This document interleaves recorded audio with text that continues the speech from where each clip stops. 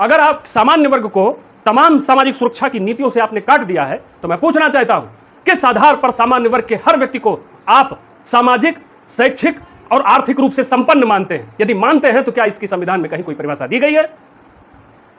क्या आपने कोई सर्टिफिकेट दिया है उनको? और यदि नहीं, तो यह बात जग जाहिर है कि वंचित वर्ग, वंचित लोग आपको हर जाति वर्गों में मिल जाएंगे। और जब बात ऐसी है तो उनकी पहचान करने के बजाय जब नीतियां बनाई जाती हैं तो जाति देखकर क्यों बनाई जा रही हैं?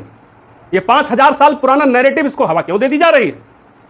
क्या इससे मेरिट सिस्टम प्रभावित नहीं हो रहा है? आरक्षण जैसी नीतियां, SC ST एक्ट जैसे कानून, क्या ये देश हित में है?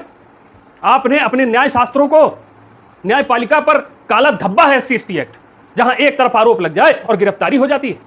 स्वयं को बेकसूर साबित करने के लिए एक शब्द भी बोलना क्या कोई सुनने को नहीं तैयार होगा। पहले गिरफ्तारी होगी, फिर बाद में जांच होगी। यह कैसा कानून बनाया आपने? बताइए। आरक्षण नीति का तरह तरह से विस्तार क्यों किया आपने? जो पॉलिटिकल रिजर्वेशन मात्र 10 साल के लिए था, संवैधानिक संशोधन लाकर के बार बार आपने क्यों बढ़ाया? क्योंकि आपकी मंशा थी कि हमें विकास नहीं करना है, सर्वजन हिताय सर्वजन सुखाय की पद्धति पर आपको नहीं चलना था। सबका साथ, अपना विकास, इसी नीति पर आपको चलना था। और इसीलिए आपने देश का बंटवारा कर दिया। यह मानसिक विभाजन आपने जो पूरे देश में पैदा कर दिया है, आपको क्या लगता है इससे आप बच पाएंगे? जब देश में गृह युद्ध होगा तो क्या तुम्हारी सत्ता रह पाएगी? देश को सांप्रदायिक हिंसा, जातीय हिंसा की तरफ ढकेल करके तुमको लगता है तुम बहुत सुकून से सत्ता में काबिज रह करके अपनी व्यवस्थाएं चला सकोगे?